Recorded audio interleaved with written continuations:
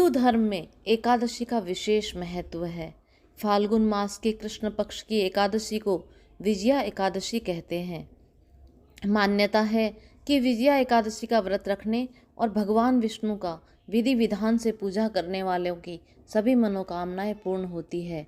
कहा जाता है कि लंका विजय के लिए भगवान श्री राम ने भी विजया एकादशी के दिन समुद्र किनारे पूजा अर्चना की थी। बहुत समय पहले की बात है, द्वापर युग में धर्मराज युधिष्ठिर को फाल्गुन एकादशी के महत्व के बारे में जानने की जिज्ञासा हुई। उन्होंने अपनी शंका भगवान श्री कृष्ण के सामने प्रकट की।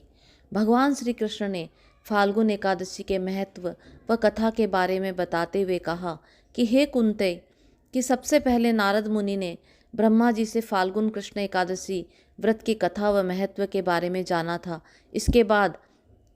इसके बारे में जानने वाले एकमात्र तुम ही हो। बात त्रेता युग की है, जब भगवान श्री राम ने माता सीता के हरण के पश्चात रावण से युद्ध करने के लिए सुग्रीव की सेना को साथ लेकर लंका की ओर प्रस्थान किया, तो लंका से पहले विशाल समुद्र ने उनका रास्ता रोक लिया। समुद्र में बहुत ही खतरनाक समुद्री जीव थे जो वानर सेना को हानि पहुंचा सकते थे। चूँकि श्री राम मानव रूप में थे, इसलिए उन्होंने इस गुत्थी को मनुष्य रूप में ही सुलझाना चाहा।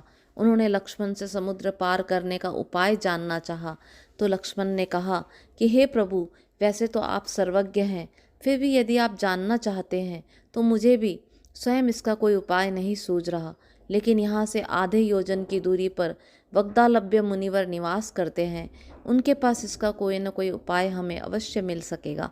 फिर क्या था, भगवान श्री राम उनके पास पहुँच गए, उन्हें प्रणाम किया और उनके सामने अपनी समस्या रखी। तब मुनि ने उन्हें बताया कि फाल्गुन मास के कृष्ण पक्ष की एकादशी को यदि आप समस्त सेना सहित उपवास रखें तो आप समुद्र पार करने में कामयाब तो होंगे ही, साथ ही इस उपवास के प्रताप से आप लंका पर विजय भी प्राप्त करेंगे। समय आने पर मुनि वग्दालभ्य द्वारा बताई गई विधि अनुसार भगवान श्री राम ने पूरी सेना सहित एकादशी का उपवास रखा और राम सेतु बनाकर समुद्र को पार कर रावण को परास्त किया। इस प्रकार श्री कृष्ण ने एकादशी व्रत की महिमा युधिष्ठिर को सुनाई। इस महात्म्य को सुनने व सुनाने से हमेशा विजय प्राप्त होती है।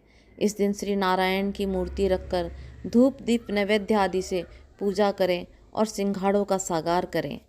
जय श्री कृष्ण, जय भगवान विष्णु।